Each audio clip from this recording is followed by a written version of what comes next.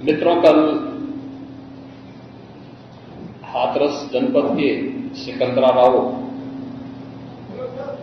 तहसील के गांव में एक दुखद और दर्दनाक घटना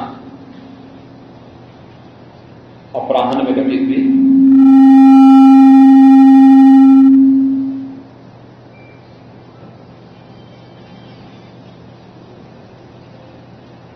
इस पूरी घटना के तह तक जाने के लिए शासन स्तर पर हम लोगों ने कल भी जो व्यवस्था बनाई थी, लेकिन प्रथम दृष्टया हम लोगों का यह था कि पहले राहत और बचाव के कार्य को आगे बढ़ाया जाए।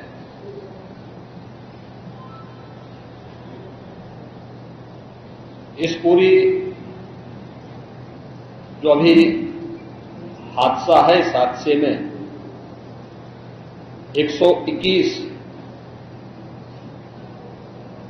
श्रद्धालुओं की मृत्यु हुई, जो उत्तर प्रदेश के साथ साथ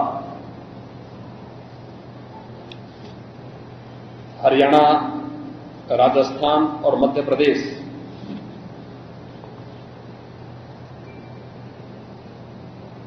से भी जुड़े हुए थे। उत्तर प्रदेश में हाथरस, बदायूं, कासगंज, अलीगढ़, एटा, ललितपुर, शाहजहांपुर, आगरा, फिरोजाबाद, गौतम बुद्ध नगर, मथुरा, औरैया, बुलंदशहर, पीलीभीत, संभल और लखीमपुर खीरी, इन 16 जनपदों के भी कुछ श्रद्धालु जन थे जो इस हादसे के शिकार हुए हैं।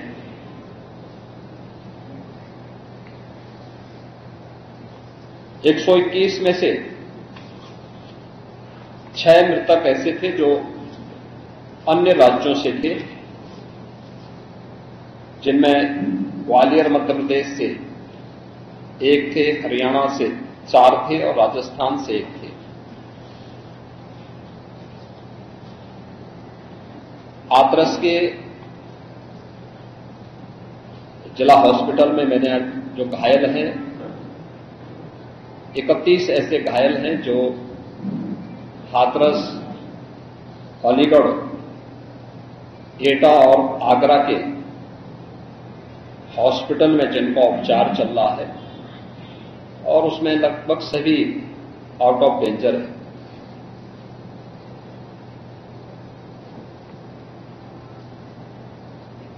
हादसे के बारे में जो वहां के चश्मदीद हैं, जो इस घटना के शिकार हुए थे, गंभीर रूप से घायल हो गए थे, उनमें से ज्यादातर जो लोग हैं जिनसे आज मैंने बातचीत भी किया है,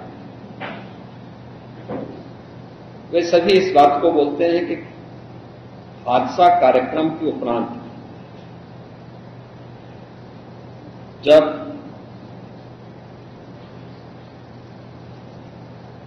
इस कार्यक्रम में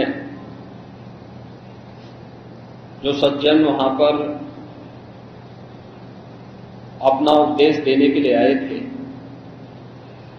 उनका कार्यक्रम या उनकी कथा संपन्न हुई तो कथावाचक के मंच से उतरने के बाद जीटी रोड में जैसे ही उनका काफिला आया था तो उन्हें छूने के लिए जब महिलाओं का एक दल उधर बढ़ा तो उनके पीछे पीछे भीड़ गई, और इसी के बाद वे एक दूसरे के ऊपर चढ़ते गए। सेवादार भी लोगों को धक्का देते रहे, जिसके कारण दोनों ओर, जीटी रोड के दोनों ओर और जीटी रोड के अंदर भी ये सब हादसा वहां पर होता हुआ दिखाई दिया। इसका सबसे दुखद पहलू यह था कि इस प्रकार के आयोजन में जो सेवादार प्रशासन को अंदर घुसने नहीं देते, दुर्घटना होने के तत्काल बाद या दुर्घटना के दौरान प्रारंभिक रूप में इन्होंने पहले वहां पर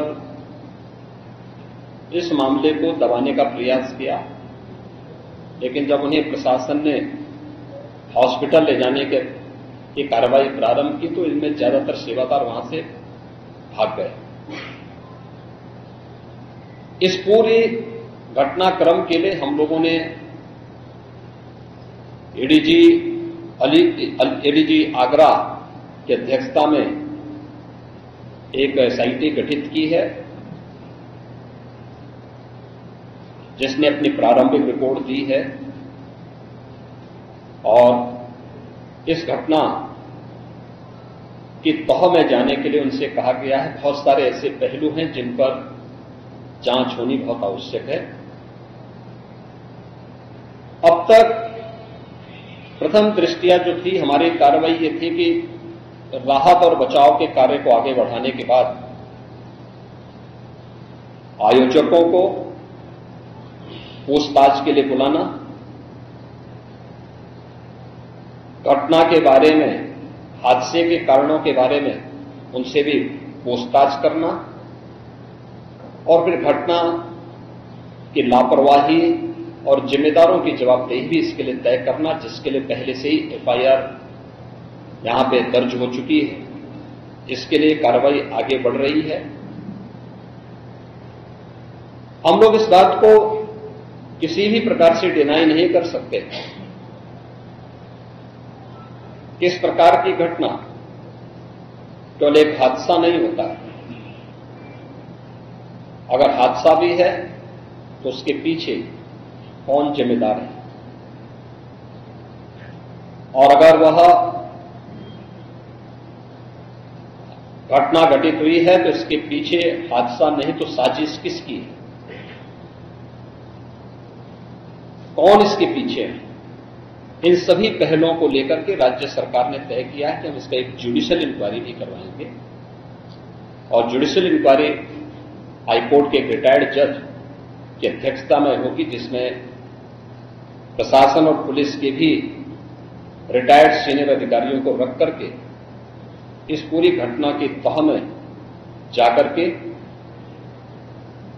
जो भी इसके लिए दोषी होगा उन्हें इसकी सजा देना और इस प्रकार की घटना की पुनरावृत्ति न हो, इनके बारे में एक सुझाव और एक एसओपी उनके माध्यम से बनाई जा सके, जिसे आगे इस प्रकार के किसी भी बड़े आयोजन में लागू किया जा सके। यह हम लोग सुनिश्चित करेंगे। और मैंने यहां पर भी हाथरस में भी और सिकंदराव के घटनास्थल का मैंने दौरा किया, यद्यपि वहां काफी बारिश थी, और वहां जाकर के मैंने एक बार उसको देखने का प्रयास किया है। यद्यपि प्रशासन ने पहले से इसके मैप भी बना के तैयार किए थे, वो भेजे भी थे, लेकिन हादसे के कारणों की प्रारंभिक व्यवस्था देखी जा सके, इसको देखने के लिए वहां पर मैं स्वयं गया था। और हमारे 3 मंत्री यहां पर कल से ही कैंप कर रहे थे। मुख्य सचिव और पुलिस महानिदेशक भी यहां पर कल से ही कैंप कर रहे हैं। सीनियर अधिकारीगण भी यहां पर पुलिस और प्रशासन के अधिकारीगण यहां पहले से ही कैंप करते हुए इस पूरी घटना के लिए जिम्मेदारों की जवाबदेही तय करने की भी दिशा में आगे कार्रवाई की जा रही है, जिसमें कुछ विशेष दल बनाए गए हैं, जिनमें अलग अलग जनपदों में उनकी कार्रवाई अब प्रारंभ होगी और प्रारंभिक जांच के बाद आगे की कार्रवाई को हम लोग आगे बढ़ाने का कार्य करेंगे। यह यहां की घटना के बारे में था और जुडिशियल इंक्वायरी के बारे में आज ही इसके नोटिफिकेशन शासन के द्वारा भी जारी हो जाएगी। महाराज जी,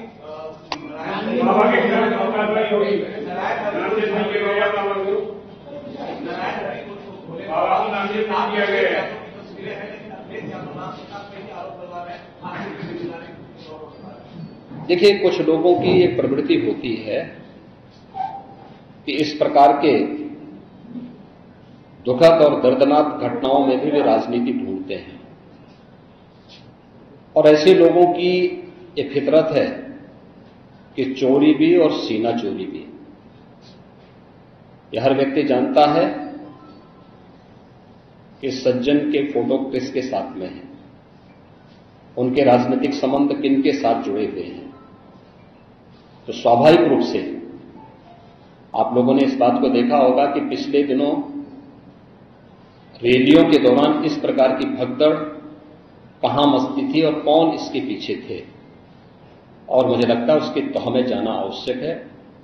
जो लोग निर्दोष लोगों के जीवन के साथ खिलवाड़ करते हैं और उनकी जवाबदेही भी इसके साथ तय होगी।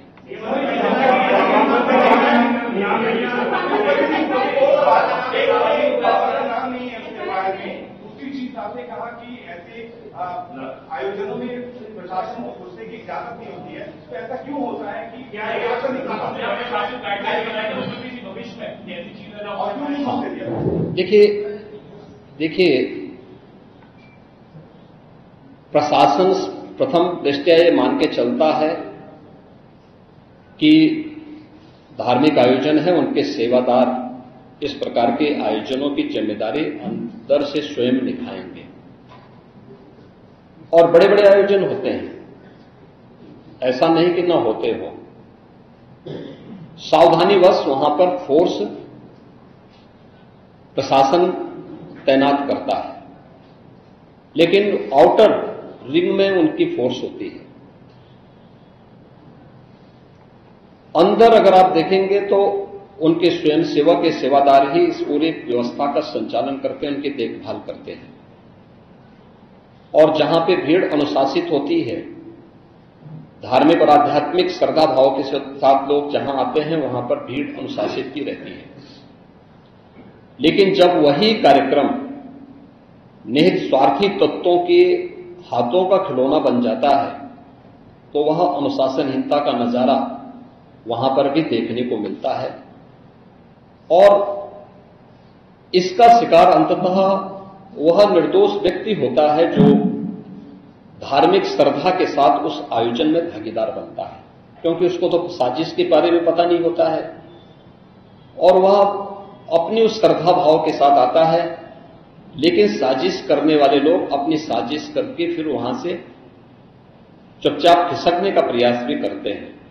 होना यह चाहिए था कि अगर हादसा था तो सेवादारों को वहां पर इस पूरी घटना को पहले तो अपनी व्यवस्था को सुदृढ़ करना चाहिए था, और अगर सुदृढ़ नहीं कर पा रहे थे तो प्रशासन का सपोर्ट लेकर के हादसे के शिकार लोगों को हॉस्पिटल पहुंचाने की व्यवस्था करनी चाहिए थी, उपचार की व्यवस्था करनी चाहिए थी।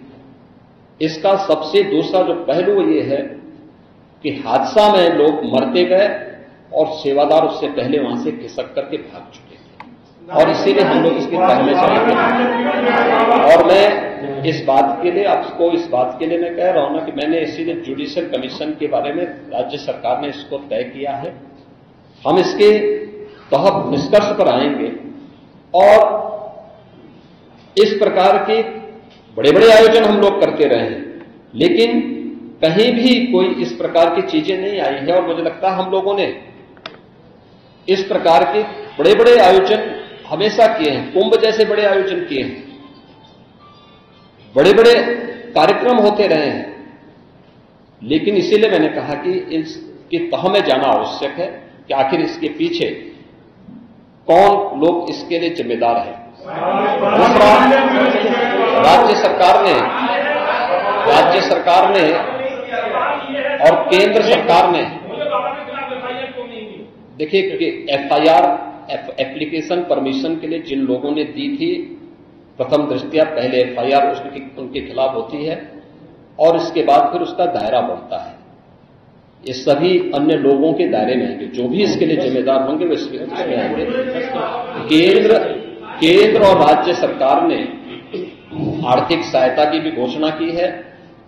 जो निर्दोष लोग इस पूरे हादसे के शिकार हुए हैं उनके जो नाबालिग बच्चे हैं, जो स्कूल में पढ़ने वाले बच्चे हैं, उनको हम उत्तर प्रदेश मुख्यमंत्री बाल सेवा योजना के अंतर्गत उन बच्चों की पढ़ाई की व्यवस्था हम लोग राज्य सरकार से करवाएंगे।